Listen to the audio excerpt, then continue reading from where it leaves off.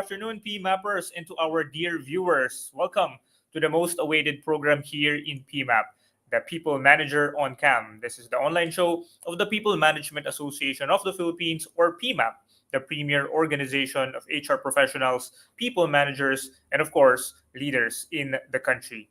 Thank you for joining us once again this afternoon to learn about people, leadership, human resources, innovation, and business. My name is Lawrence Ko, Head of Learning and People Development of Monde Nissin Corporation, and I'm going to be your anchor host for today. I'm so excited to be with you this Friday afternoon as we have an exciting episode lined up for you.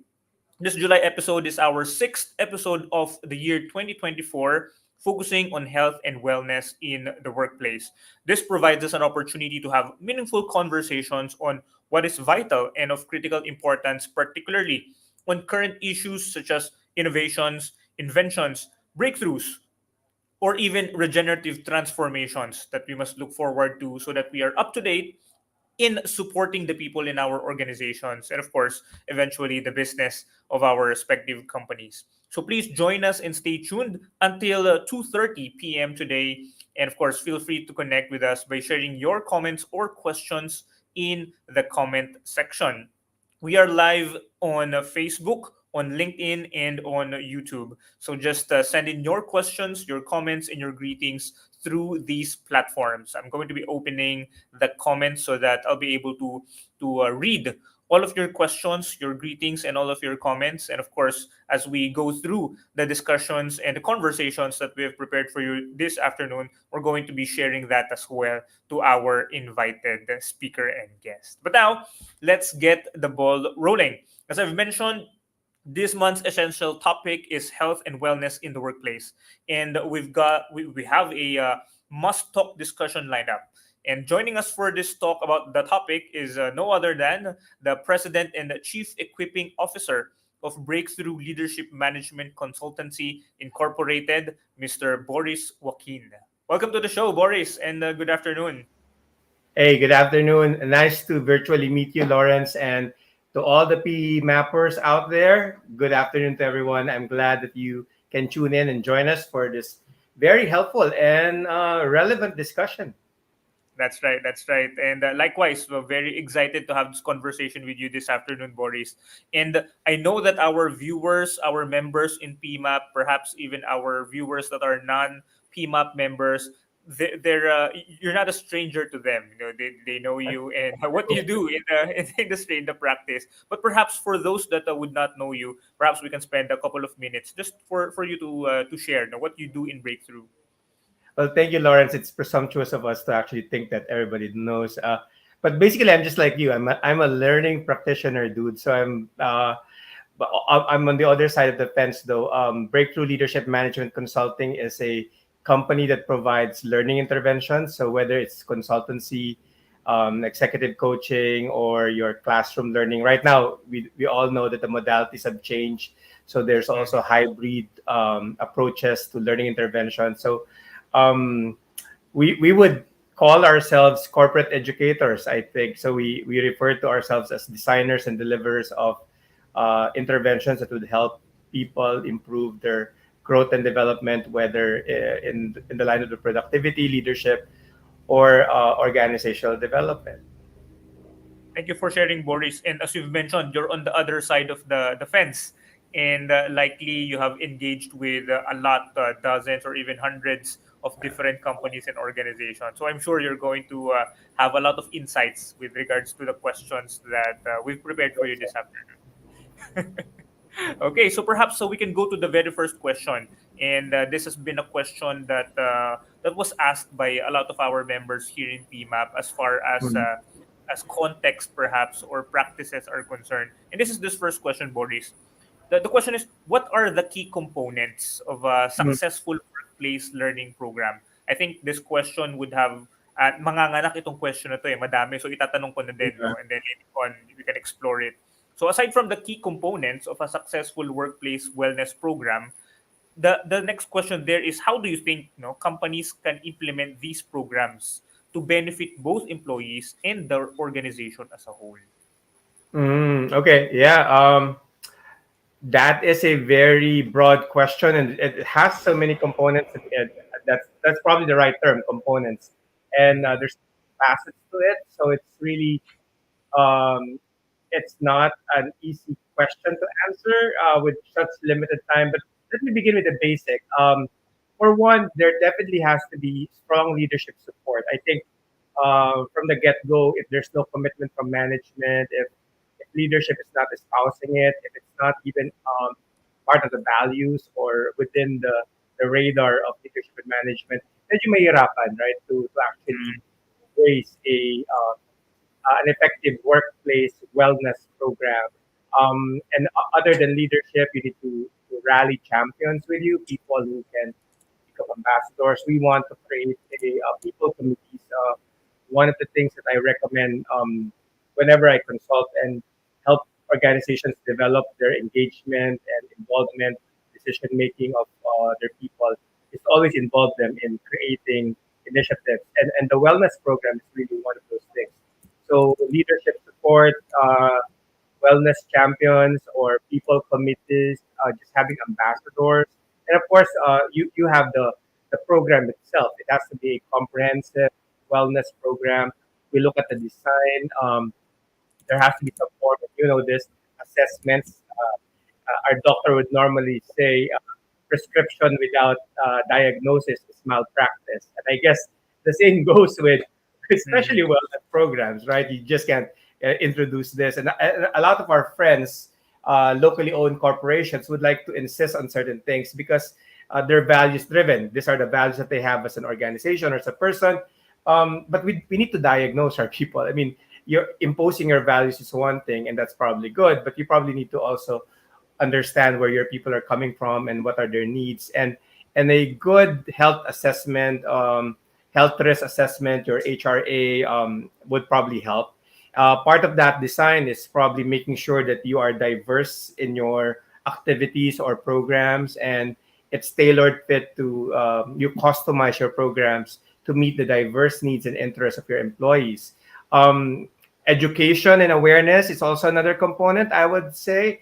I think we owe it to to our people to actually educate them, make them aware, communicate with them, and make sure that there's regular communication, conversation about the topic. If we're talking about wellness, people, part of wellness is really engaging in one-on-one conversations, right? So that's already a step to begin with. I would also say incentives and rewards. I think we need to we all know this as part of influencing people or rallying, getting people to buy into certain things. Participative incentives, participation in incentives or recognition programs, celebrating those milestones.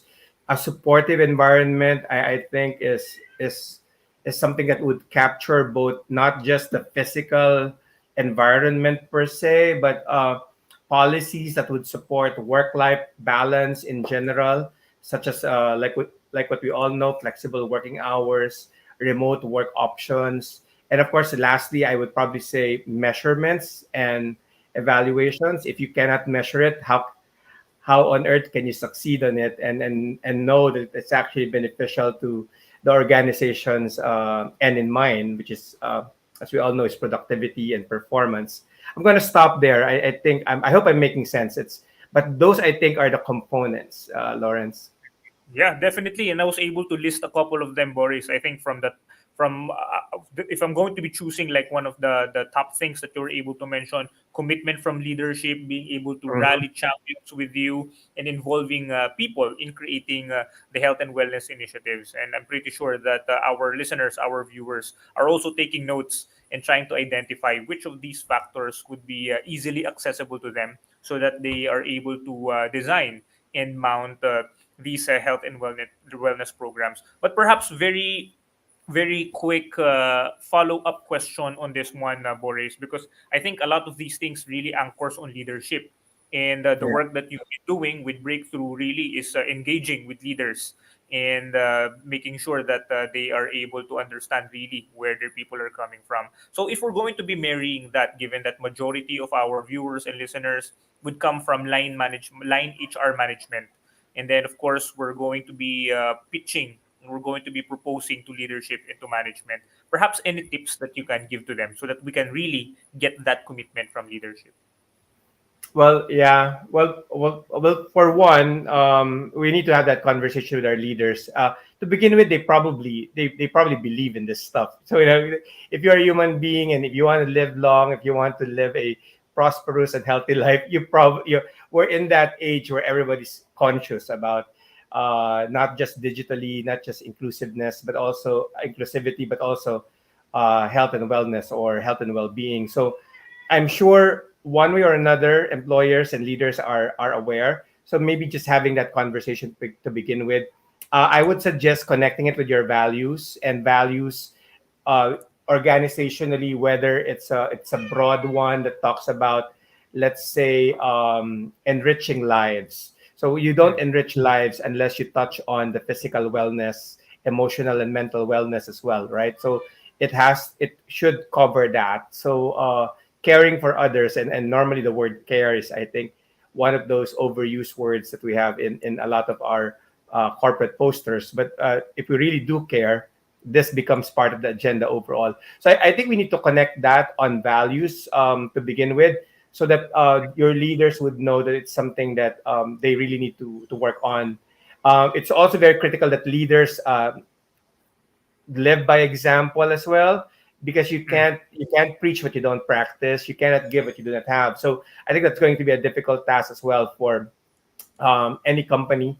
So if we want to promote healthy physical bodies. I mean, if the leader is struggling on that area, it's really going to be difficult to actually do that unless they join the journey. They need to be one of those people who are actively participating in those activities.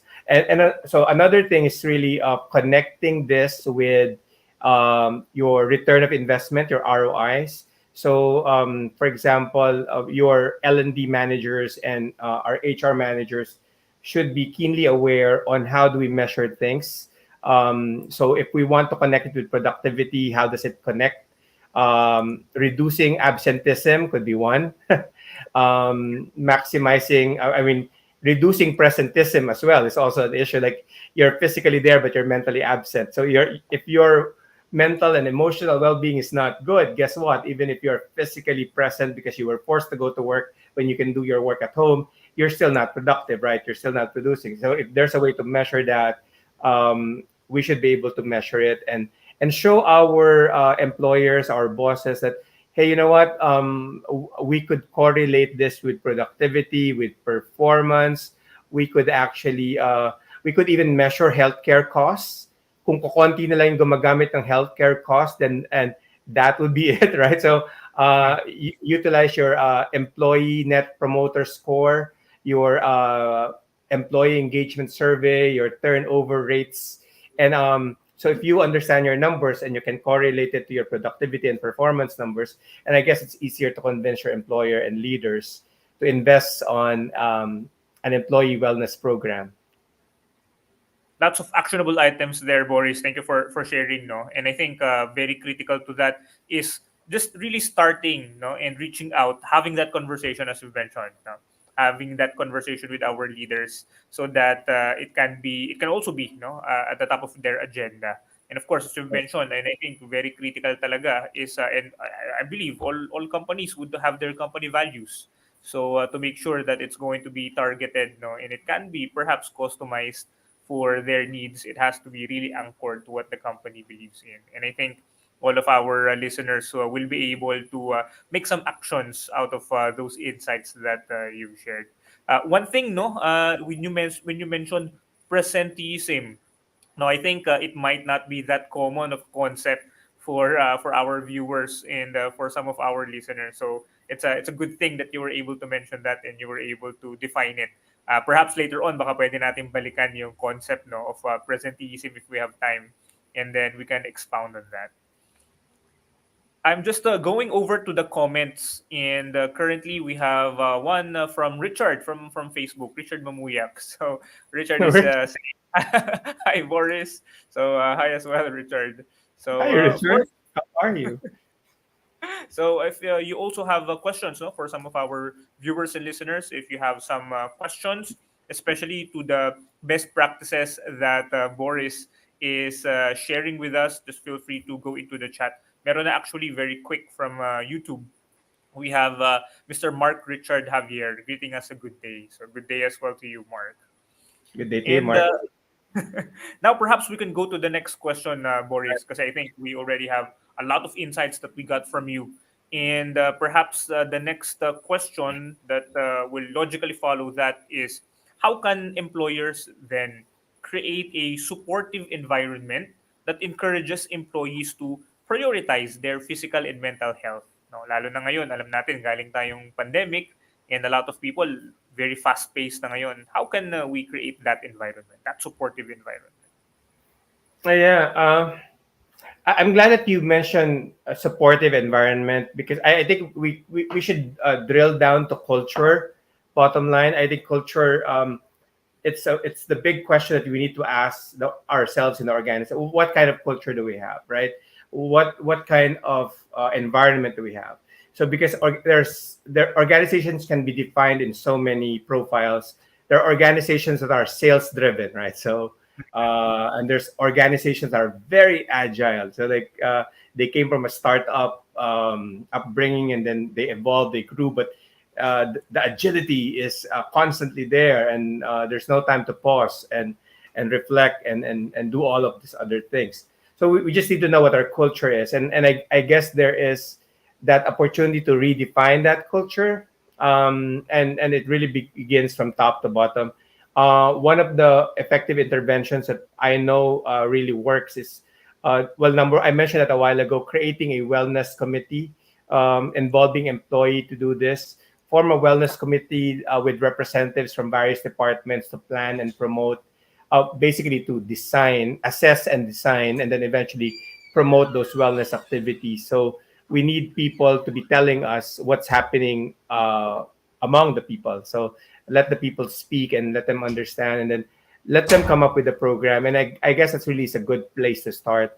Another thing that I know it's proven to be successful is promoting work life integration, um, making sure that that is something that we live out as well.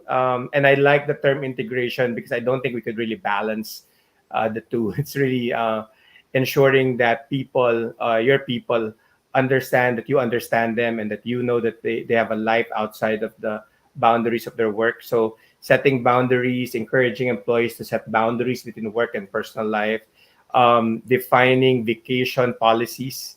I work for I work for a client, an international organization, and they literally insist their people to take their vacation leaves and breaks and all that. So and because they came from a culture that's quite workaholic, proactive, and they push one another.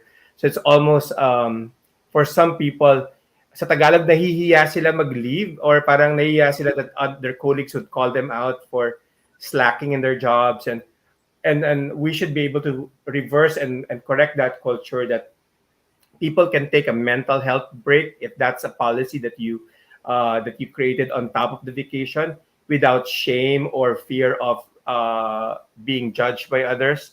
So work-life integration, the principles of that, family-friendly policies, implementing policies that support employees with families, childcare support, parental leaves, and then um, the other thing, so I mentioned about creating the committee. So it's involving people to, so you do a program for the people, with the people, and then it's promoting the exact principles of work-life integration, making sure that your policies support it. And then maybe the third one is really start communicating it, start having conversations about it. Um, let them know that you're prioritizing health and the well-being of the employees. A testament of that is in the last 2 days, di ba, binagyo tayo, di ba? So for example, parang for some employers, parang nagdadalawang isip pa, do I cancel this activity? Do I... I mean, sometimes it's a no-brainer. You know, it's what they call it, alert from orange to red, right? So if you prioritize the well-being of your people, and you know that our infrastructure in this city is not close to ideal, so definitely magbabaha na yan. So it's easy to postpone activities so that your people doesn't have to travel and be what do you call that, matrap, nakalimutan ko yung word, stranded dun sa dun sa location, right? You don't even have to wait for that to happen. You just if you prioritize their health and well-being, you just say, let's postpone it because this and that. And maybe the sensitivity that goes to that. I have a client who canceled their workshop today. It's bright and sunny, so sometimes manghinayang ka, sana tinuloy natin, no? But the sensitivity there is that 10% of their people suffered from the flood, the people from Valenzuela and Marikina, for example.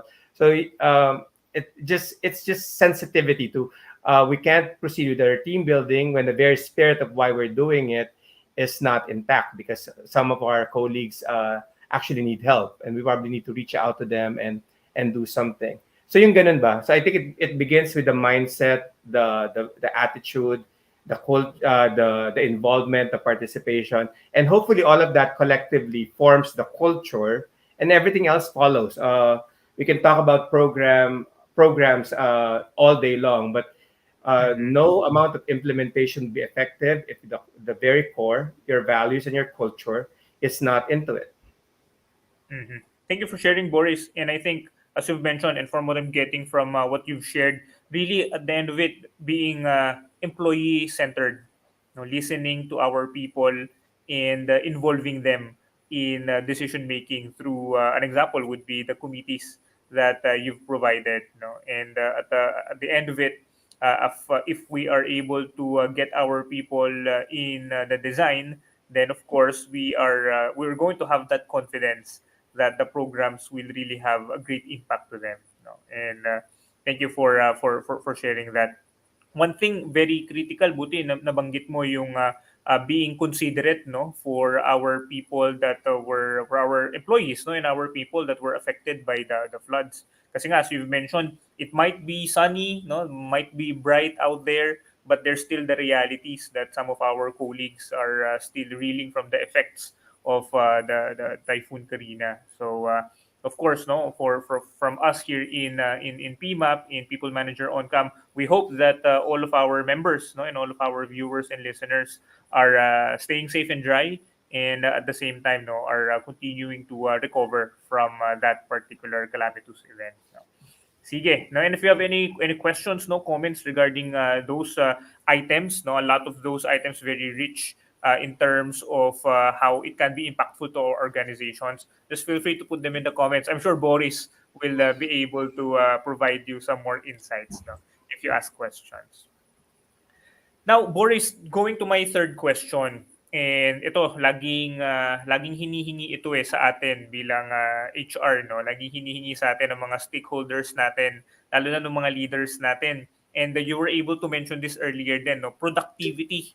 So perhaps from your experience, and from your perspective working with different organizations, like how does employee health and wellness impact productivity? And since we're in the conversation of productivity, you also mentioned metrics. What potential metrics can companies use to also measure these effects? Yeah, di ba, like a learning practitioner that we are, alam natin that we could measure evaluation, basically reaction, and then how people actually parang apply and practice that. So if you're familiar with yung LEAP, di ba, it's something that so it's learning and application at the same time. I think we could also apply the same principle. So like top of mind, so of course yung mga health and wellness metrics, we have yung mga health risk assessments. Regular HRAs can actually help track changes in employee health and identify risk factors over time. Yeah, yung biometric screenings, actually, sobrang magagamit yon, di ba? If you think about it, every year kung meron kang health card, di ba, or health HMO sa company, di ba? Nag-annual nag-annual physical exam ka rin naman, di ba? But we don't really look at those data. We don't harvest those data and put it together. If you get the data every year, so you could see regular comparison of people's blood pressures, cholesterols, BMI, and health indicators can measure physical health of the employee. So meron kang comparison kung nag-i-improve yan o hindi. Participation rates, you track the number of employees participating in wellness programs, workshop, and activities. Of course, productivity-wise, so those are parang evaluations on the programs themselves, but you could also measure yung absenteeism rates, monitor the number of sick days taken by employees before and after implementing wellness programs, siguro within the year, to see if it actually helps them. You could also correlate it with performance metrics, measure the productivity through key performance indicators, um, yung project completion rates, quality of work, sales figures. One of the metrics that I help design for some of my clients is yung gap analysis between uh, when a problem is defined and a problem is solved. Kasi minsan ang tagal nung gap, di ba? So just seeing how people respond to problems, and kung mababa yung response rate natin, just with that, it just means that people are not as energetic or as motivated, walang gana sa Tagalog. So and that's a sign of bad mental and emotional health, so to speak. And we could also look at error rates and accident reports. Kunwari, your organization is big on safety, di ba? So mas maraming risk kapag pag wala sa tamang hulma yung mga tao, di ba? And so they commit all those mistakes, and safety is always at risk. Of course, you have the usual EES, employee engagement surveys, just to measure and gauge employee engagement, morale, and satisfaction. You can also look at the turnover rates, and then of course yung net promoters score ng mga employees. I did mention about healthcare costs. Gaano kadaming gumagamit na nung HMO ninyo, parang year after year, especially if you have a very young constituents in your organization, di ba? Baka magandang matingnan yun. And I think when you have all this data and then you know your ROI, how do you now connect that? Parang is there a correlation? And I think it's very important to learn how to put one and two together, right? So kunwari ng pandemic, we all know that it would affect productivity and performance because people, other than not being able to go to work or do what their usual activities, they're simply not in the right frame of mind. And organizations who provided interventions were able to actually surpass or overcome that setback, and it's a major setback. At least na augment rather than declining. They managed to remain afloat or plateau the performance measures. Sorry, I'm rambling. I'm going to stop there. You might have some questions, and maybe there are some comments from our friends on socials. That's right, that's right. Thank you for sharing this, Boris. And I'm sure ang dami nang naililista ng mga viewers and mga listeners natin, no? Especially when it comes to potential metrics. And I think very important na you really got my attention when you mentioned that we need to correlate these data points. Kasi a lot of times we're just measuring, no, we're just getting these results, but at the end of the day, what is it saying, no, in terms of the improvements? What is it really saying in terms of the actual health and wellness of our people? No? So thank you for sharing that. And you also mentioned na meron nga tayong comment in the chat. And before I read the comment, I will be asking this question to you, Boris, kasi medyo inline yata to some of the comments. No, I'm just wondering, what is your favorite health and wellness program? No, perhaps it's a health and wellness program that you run in your organization. Perhaps something that you designed, no, with a client. Perhaps it's something that our audience would also want to hear about. Walang dami actually, to be honest. And there's a lot of notable organizations who are actually doing it well. If I'm going to be frank about it, so we could really learn from best practices of other organizations, and some of them are actually announcing it on socials, especially on LinkedIn. It's one way to attract employees, right? People to actually sign up and apply for your company. one of my favorite really, and I did mention this a while ago, is creating that wellness committee. I really that is my top. I mean, because of that, people were able to create several initiatives. So again, it's a wellness program for the people, designed by the people. Sobrang ganda. And then you cycle that. You change members every 6 months or every year, and there's new fresh ideas. There's innovation. You award people for actually tawag ito, producing something that is highly engaging, and they're awarded or rewarded because level of engagements are high, and it's attributed to, let's say, low turnover rates, or lower absenteeism, or people just being more productive, and it shows in their comments in their EES. So yung wellness committee really is spot on for me because it empowers people in general. um, the other thing that I like also is being aware of people's making help and resources accessible. For example, whether you develop it on your own, BPOs have this. They have in-house, some BPOs. Just to correct myself, they have in-house counselors, and then or they tie up with um, psychological safety promoters or organizations, counseling centers, and I think that's just a fantastic way to let their people know that we care for you, and if you need help, this are the phone numbers to actually call, dial, and reach out to. I also like the idea of making everything holistic, physically, and not just program wise. I think it's setting up your environment to succeed. So kunwari, workplace pa lang, ergonomic furnitures in place, right?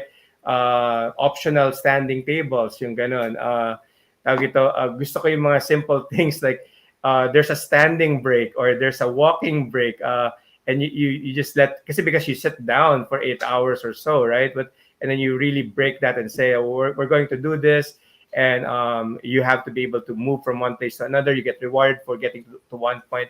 So para siyang standing break or movement break, and I've seen that to some of those tech companies, and because they're sitting down all the time, they want to break that monotony, and we all know that sitting down is a silent killer.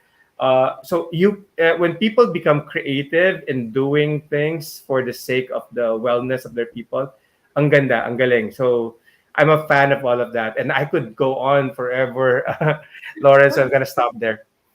Yeah, and I think you were able to actually respond as well to the request of Grace Villano from Facebook when because she's asking, please share best practices on wellness programs or activities for the people, and you just open a treasure chest of ideas for us to take note of, Boris. And very striking to me is the wellness committee. And I think nadaanan natin yun kanina, but when you repeated it, I just really realized, no, that a lot of times, like our fellow practitioners within HR, they really try kumbaga, they burden themselves, no, just thinking na dapat sa kanila manggaling yung idea of wellness programs. But as you've mentioned, how about making it, no, for the people, designed by the people? No, it can really leverage the shared creativity, the collective creativeness of the whole organization. So I really, really appreciated that. We even have Jovi Bitara also from Facebook sending us a an emoji, no, with heart eyes. So I believe this is in to show, no, that the things that we've been discussing and the things that you've been sharing, Boris, are really providing value to them. Great, great. Uh, I think super dami nating na collect so far, Boris, and we're just just halfway the program. So perhaps I could move. I'm sorry if I'm talking too fast. So feel free to cut some of that, and then my No, not brain at are all. just Uh, flowing like the flood. Not at all, kasi as you would know, a majority ng mga viewers and mga listeners natin, no, are actually tuning into People Manager on Cam to get these practical and actionable thoughts and insights. So for you to share all of those things, no, I'm pretty sure, no, na very excited na rin sila to go back to the drawing table, discuss it within the HR teams, and of course get to have that conversation with their leaders. So dagdagan pa natin, Boris. I'm sure they're eager to write more in their notebooks, which will get me back to the role of leadership. No, kasi Mm. from the very beginning, we've been talking at how what would be the factors, that are very evident in successful health and wellness programs. And then after that, we talked about how can employers, especially through HR, create a supportive environment for their people. But of course, it is also very critical. You mentioned top down earlier, modeling coming from the leaders. So, Mhm. what role does leadership play in promoting health and wellness in the workplace? And how can they effectively model that for their teams? Yeah. I guess just to overemphasize the obvious, role modeling is important. So leaders should walk the talk, um, and basically just demonstrate it themselves. I like it when there are, let's say, exercises or what do you call this, knowledge sharing, or if they have mga yoga classes and the CEO is right in front with the instructor and actually doing it. That to me is really modeling. For example, helping people do their reflections, and some companies do that at the start of the week. They would gather everybody and they would have this. Some people call it devotion, so it's really more of yung Christian messaging, and then some people could be mindfulness para activities, but then they actually set that aside at the start, and then the leaders are there. So it's not just an activity that they delegated and they made other people do it for them, but they're actually there and they're espousing the same principles. And there has to be so it's leading by example. We need to see our leaders to be healthy and fit as well. My wife normally checks me on that and say that, okay, if you're teaching this, you need to lose weight. Okay, yeah, okay, message heard. And so it's really is as something that we leaders should really embrace, as well as human beings, as people who lead others by example. And the visual support should be there. We should be advocates of it. We're the first champions and not just recruiting champions to be the advocates for this. And I think there should be cultural sensitivity that goes with that, to ensure that your wellness programs are inclusive, consider the diverse backgrounds and the needs of your employees. So, for example, you don't insist your diet to them just because okay, everybody should go on diet. uh, I think the key word also is choice. For culture to thrive, there has to be choices. If you mandate it and force it on people, because I know some employers and I have some clients who, sad to say, they impose it. I mean, no, you don't, because when you do that, it becomes, what do you call this? It becomes force. People don't really do it because they're willing. They do it because their attendance is at stake or whatever. And we do that a lot for workshops, for example. You need to prove your attendance or this and that. It should be voluntary. It should be, we should increase people's willingness. And I guess that's one of the key words that I'd like us to remember as well. If we are to be employee centric, and I like the term that you used to wrap up what I was saying a while ago, uh, being employee centric is promoting willingness, um, other than the ability. So you want them to have the skill to be well and healthy, but you also want them to be willing to do it. So there's a lot of convincing that goes there. So communication is also another key. Um, Championing this, cascading this properly, customizing, tailor-made offerings that allows people to make good choices, and it should be practiced from end to end. I did mention about workplace furnitures, ergonomic facilities, and all that. Having gyms, for example, and even at the cafeteria. So, if we're espousing physical wellness, then dapat hindi lang siya junk food and pork and beef, and you should actually have available options there. And that's really probably is one of those parang obvious support that you could show your employees that you're in this for the long haul. It's not just lip service, and the consistency is there. So therefore, continuous improvement, and so that people know that hindi lang to pakitang gilas para magkaroon ka ng ISO mark, or I don't know, great place to work for, or investors in people seal, but you're doing it because you're really there for the long haul. That's great. And I think what would you mention that really struck me, Boris, is inclusivity. And speaking of inclusivity, we actually have one question coming from LinkedIn, coming from Marie Julian Kyle Olarte. And her question is, and since we're in the topic of inclusivity, what activities can all generations enjoy? If we're talking about health and wellness, what have you seen, Boris? No, na regardless if it's coming from the top management who are perhaps members coming from the baby boomers up until our Gen Z, what do you think are some effective activities that you can recommend or you can share even to our viewers? Again, I don't think there's any specific. I mean, I think different folks, different strokes. So what works, let's say in Coca-Cola, probably won't work for, let's say, San Miguel. Parang, and then again, culturally, it's different from one group to another. I would probably divide it into three sections, and this how I would influence people from different generations. I want it to be personal, social, and structural. So when I divide it into those three categories, so personal means um, how do you have those coaching and mentoring moments and conversations with your people?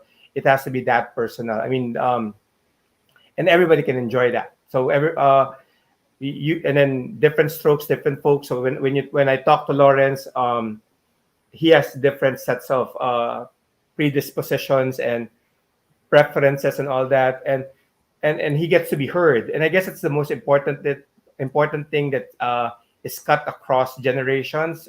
We want to be heard, and we want to be validated, and somehow when you do that on a personal level, and that would cut across all generations.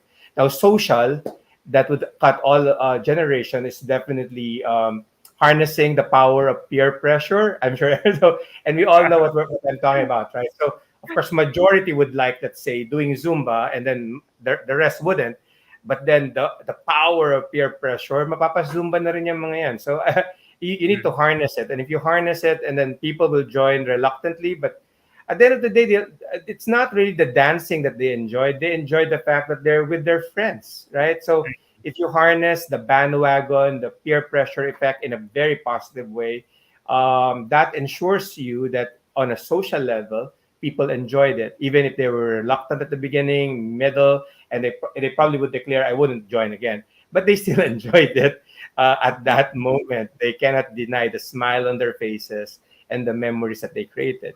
And structural, I think people in general enjoy a good working environment. So whether what programs you have, kung ang pangit nung ano natin setup natin sa office, and then it's not beautiful to stay and linger. My goodness, yun pa lang napaka basic na, di ba? Parang and you want to have that safe, enjoyable, delightful place to work in. So kung meron nun, di ba, parang that across the generations, they will enjoy that. So whether you provide a gym, a wonderful pantry, kasi minsan natitipid yung pantry, di ba? Parang, dun lang sila nagko-commune eh. And I know some of my clients who intentionally made it wonderfully so. And it doesn't have to be very fancy and extravagant. And it's just simple. That's all the functions there.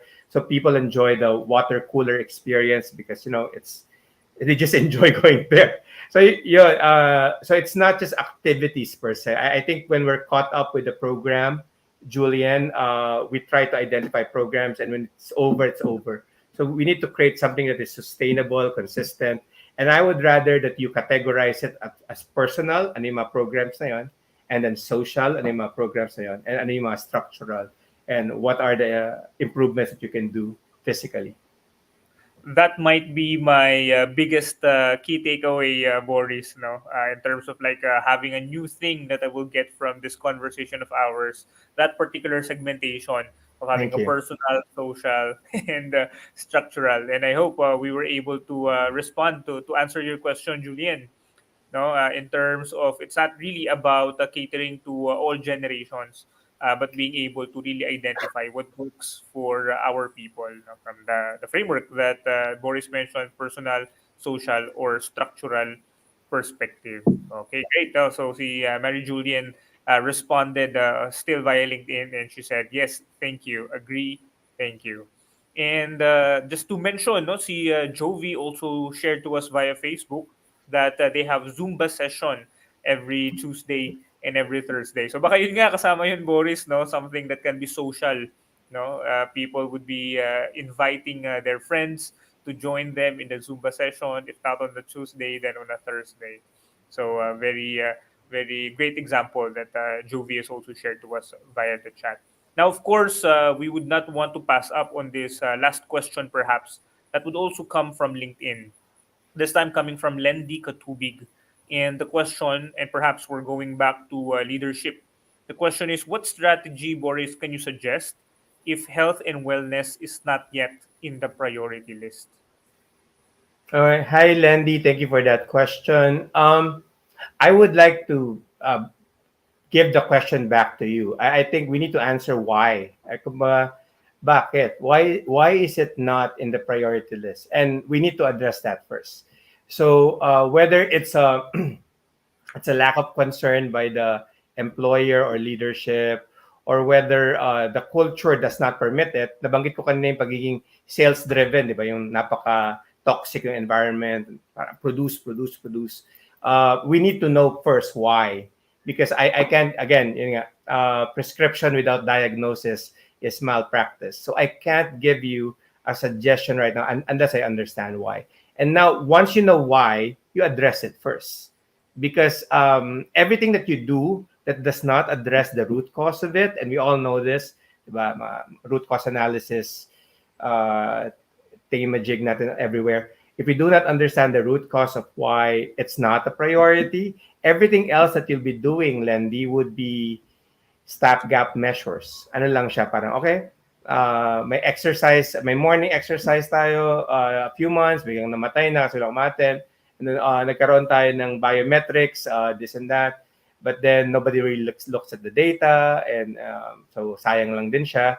And data is supposed to be our decision making, ano, parang feedback tool to actually make better decisions.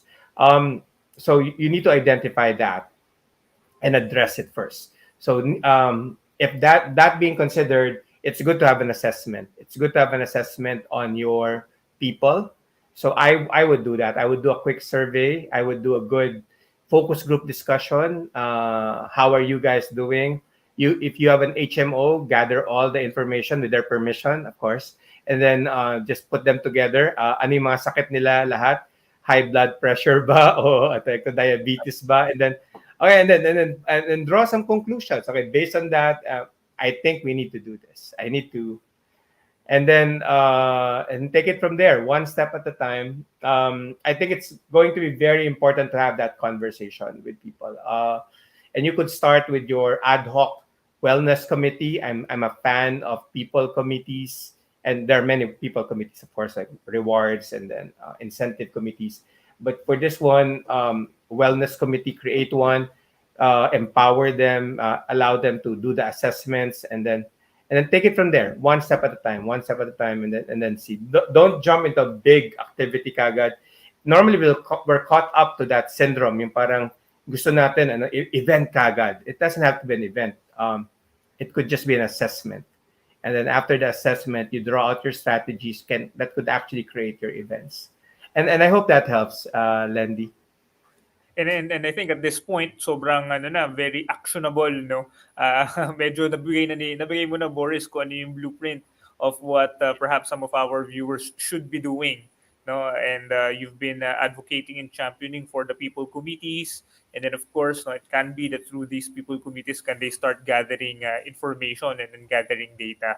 So thank you again, Boris, for sharing these. Another sharing that we have on Facebook coming from Grace Villano is that they created interest clubs such as basketball, Mm. badminton, and the walk and run clubs. No, but she mentioned that they're still on the process of promoting it to our people. Lendy also provided her his response rather, no, to your insights, Boris, when he said thank you, and they will do that. No, they will do root cause analysis first, so that they would know, why health and wellness is currently not on the priority list of their organizations.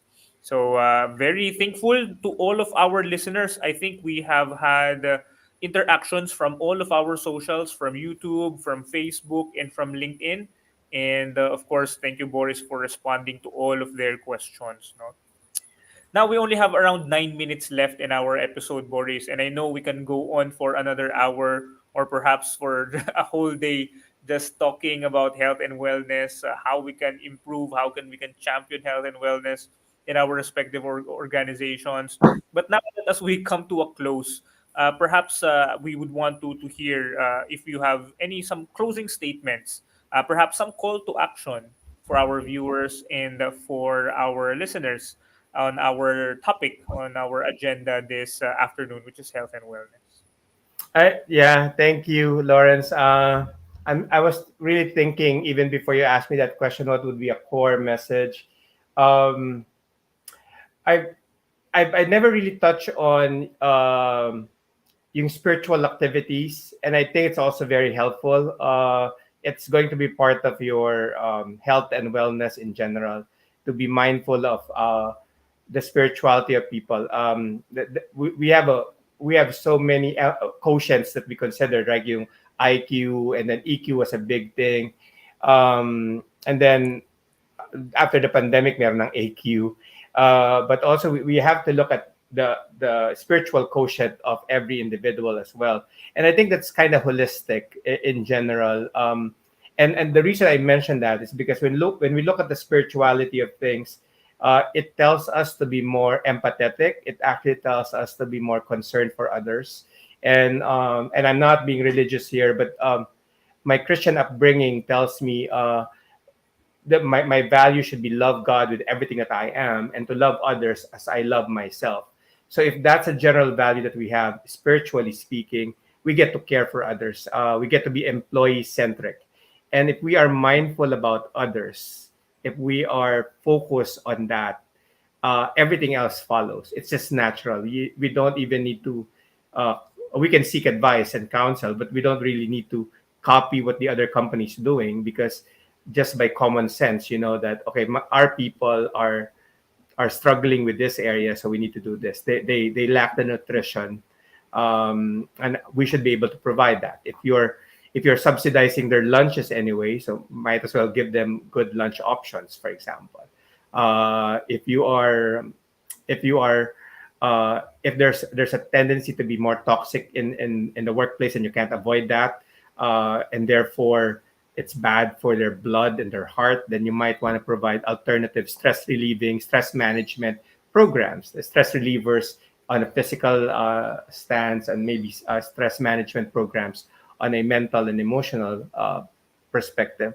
So just be mindful, just be other person centric. Everything else would follow, because when you care for people, just like a parent would care for their child, they'll come up with a program that would help their children. It's just natural. But if we don't care for people, we really have a problem to begin with. So it begins there, and just ask yourself, how much do I really care? And if I do care, what would I do? Great. Thank you. Thank you. Thank you so much, Boris, for the time that you spent with us this afternoon talking about a lot of insights regarding health and wellness. And I hope, I'm pretty sure, no? Feel ko nabitin din yung mga ano natin, mga viewers and mga listeners natin. And I know that they still have a lot of questions that they would want to ask. And hopefully, we could have another session with People Manager on Cam with you as our guest. Thank you, Boris. Thank you, Lawrence, and thank you for having me, PMAP. God bless everyone. Thank you, Boris. And of course, that now concludes our discussion for the sixth episode of People Manager on Cam for 2024. Once again, a big thank you to Mr. Boris Joaquin for sharing such valuable information with us and with our viewers and our listeners. We also couldn't thank enough our viewers and listeners for actively participating in our episode today by sharing your questions, sharing your thoughts, your insights. We have Grace saying thanks to both myself and Boris. Thank you as well, Grace. We also have Janet Norono, also from LinkedIn. Thanks as well, Janet, for tuning in. And we're very, very excited to have more conversations similar to these for the second half of the year. And that now brings us to the end of our July episode. We trust that you've gained a wealth of knowledge. And until next time, stay curious. To all our viewers, thank you once again. And tune in again next month for the latest topics and discussions in the world of people management. Again, my name is Lawrence Ko, and this is People Manager on Cam. Good afternoon.